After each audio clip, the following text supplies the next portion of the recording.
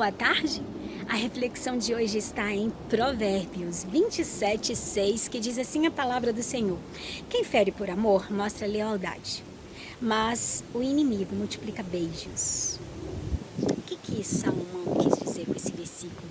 Que muitas vezes nós ferimos alguém quando vamos corrigir, vamos orientar, vamos exortar. A alma vai se sentir ferida, sim, mas eu vou repetir aqui: quem fere por amor mostra lealdade, mas o inimigo multiplica beijos. O que quer dizer isso? Aquele que é inimigo, ele não vai querer jamais criar contendas, porque ele age com deslealdade, com falsidade, e muitas vezes ele trata até com carinho, com beijos, como foi Judas, que traiu Jesus por um beijo. Meu Deus! E o que Deus quer dizer para mim e para você hoje? Exortai. Exortai sempre. Corrigir. Porque o amigo de verdade, ele pode até magoar quando ele vai falar a verdade. Mas aquele que magoa para falar a verdade é aquele que ama.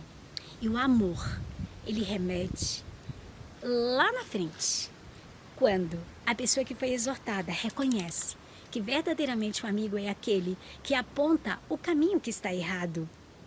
Outro versículo diz assim, Salmos 25:14, o Senhor confia os seus segredos aos que o temem e os leva a conhecer a sua aliança. Outra versão diz, as misericórdias do Senhor são para os que o temem, aos quais ele dará a conhecer a sua aliança. O que quer dizer isso? Deus, ele é um Pai amoroso, que corrige a todos quanto ama.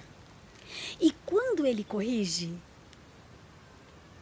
ele de alguma forma atrai o coração dessa pessoa.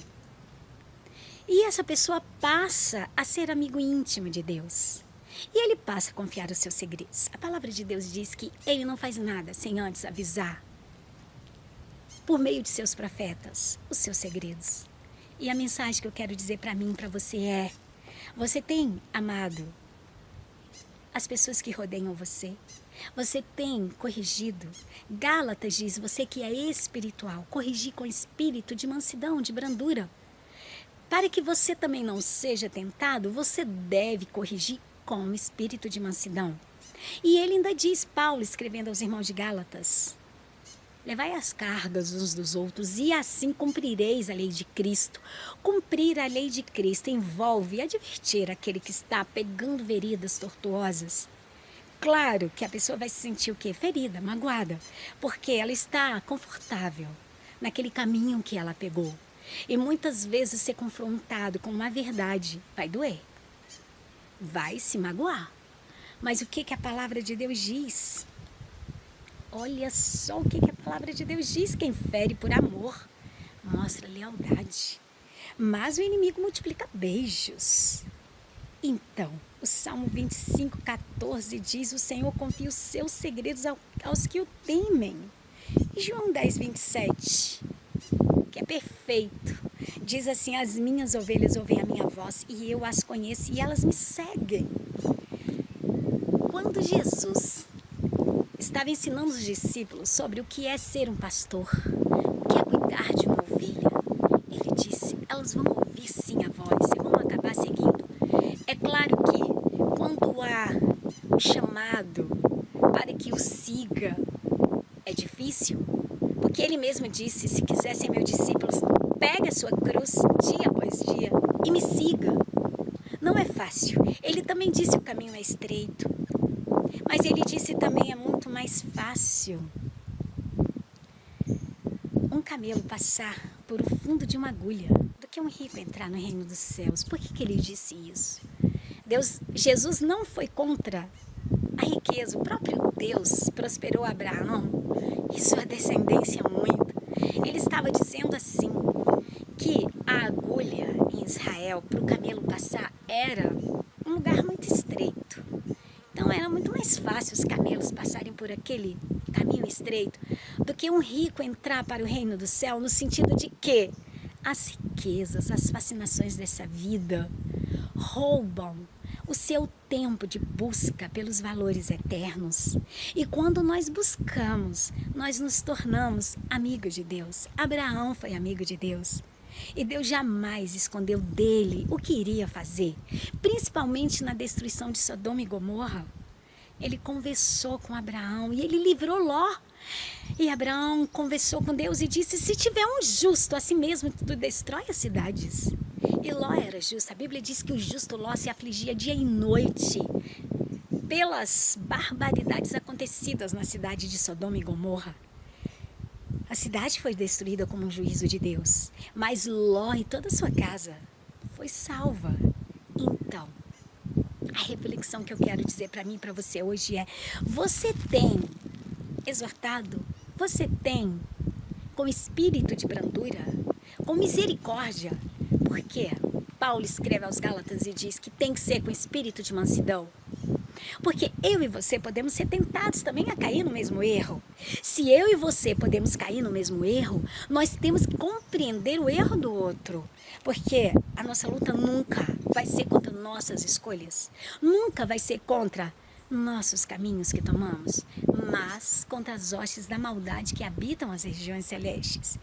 E sempre por trás de nossas escolhas tem uma influência ou do Espírito Santo de Deus ou do próprio Satanás, que é o príncipe dessa terra, que influencia para as más escolhas. Então, quando Deus toma aquele grande povo, ele fala para Moisés: diga ao meu povo, eu ponho hoje diante de ti a bênção e a maldição, a vida e a morte. Escolhe, pois, a bênção e a vida. Nós só temos o livre-arbítrio durante o exercício que fazemos do nosso pensamento aqui na Terra uma única vez, a cada segundo.